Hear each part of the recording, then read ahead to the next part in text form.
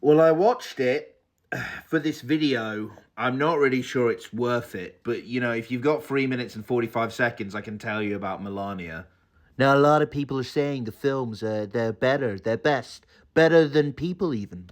You know what a documentary about a notable person is supposed to do? Give you a window into their life and who they are and how they got there. Well, Melania fails at that miserably. We watch Melania float from place to place, designing dresses and party planning and adjusting her hat. There's a lot about the hat. All the while, her soulless, empty voice drones through everything, like a child narrating a nativity play. And the 3 wise men followed the star to the birthplace of Jesus.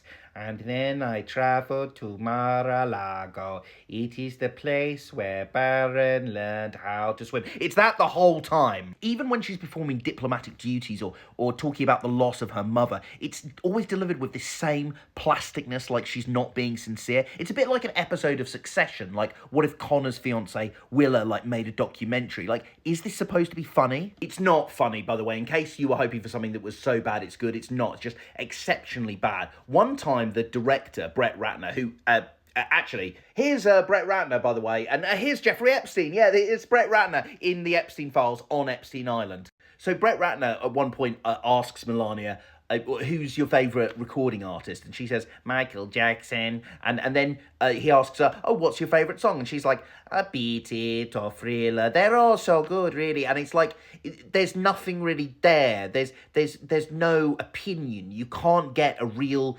human moment out of this person. It's impossible. And that's really the only revelation I got from this. It's how boring these people are. Like, they're important in historical context, but at their core, these fascists, Melania, Donald, whoever, they're just very dull, rich people. There's no personality. I think she's bleached any personality from herself, probably as a survival instinct as much as anything else, because, if you had to think about everything you'd done and everything you were a part of as Melania Trump, then you'd probably go insane on the spot. Let me come at it from another way. There's no arc here. The whole documentary is Melania going from being an incredibly rich and privileged person living in New York City to an incredibly rich and privileged person living in the White House. There's nothing there. There are a couple of unintentionally funny moments, like Brett Ratner at one point emulates the famous one-shot scene from Goodfellas, but with Melania and Trump, not really realizing that casts Trump as a gangster. There's also a bit where one of Melania's designers is a Laotian immigrant, and she talks about that making the dress is a culmination of an American dream, not realizing that she'd be despised by Trump and MAGA. I feel like we will come back to Melania, like maybe someone will re-edit it into something funny, or maybe it'll be like an artifact that we come back to once this nightmare is over, like Triumph of the Will. But yeah, what did we expect? Melania is easily going to be one of the worst movies of the year.